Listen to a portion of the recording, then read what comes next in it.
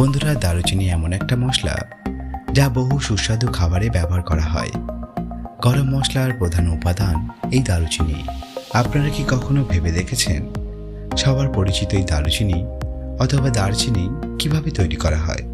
তো চলুন দেখে নেওয়া যাক দারুচিনি তৈরির পদ্ধতি।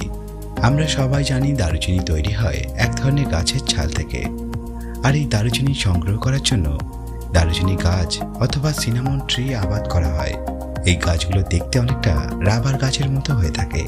আর এই ধরনের গাছ দক্ষিণ ভারতের পাহাড়ি অঞ্চলে আর শ্রীলঙ্কাতে অনেক পরিমাণে আবাদ করা হয়। এই গাছ যখন বড় হয়ে থাকে তখন অনেক ডালপালা ছেড়ে জঙ্গলের আকার ধারণ করে।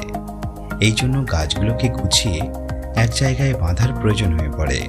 তারপর এই গাছের যখন বয়স 2 বছরের বেশি হয়ে যায় তখন এর ছাল শক্ত হয়ে যায় ও এই গাছ থেকে দারুচিনি সংগ্রহ করা যায়। এরপর দারুচিনি হারভেস্ট করার জন্য গাছগুলোকে গোড়া থেকে কেটে ফেলা হয় এবং ডাল থেকে পাতাগুলোকে ছেঁটে একটা ট্রাকে করে নিয়ে চলে যাওয়া হয়। এরপর এই ডালগুলোকে বাড়িতে নিয়ে এসে চেঁচে চেঁচে সমান করা হয়।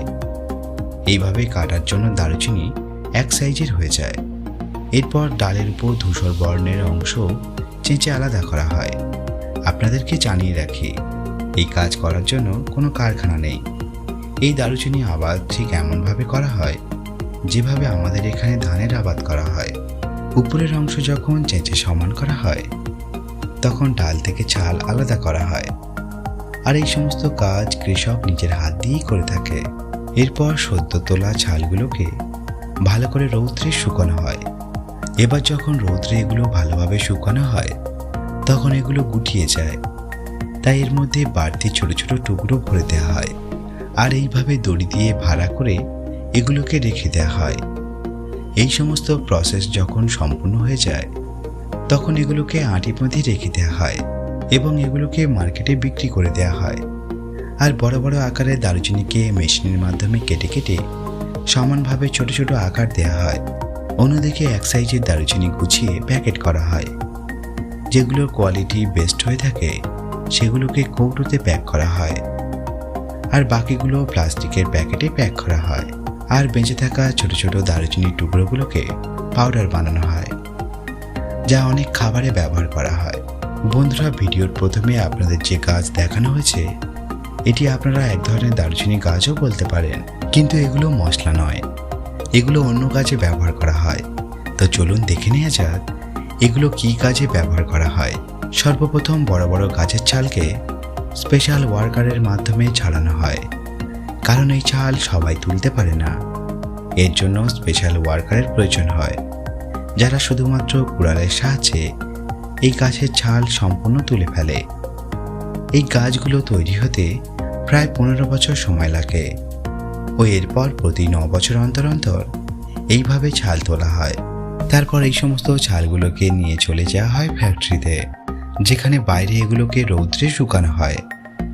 এরপর এই ছালগুলোকে গরম পানিতে সেদ্ধ করা হয়।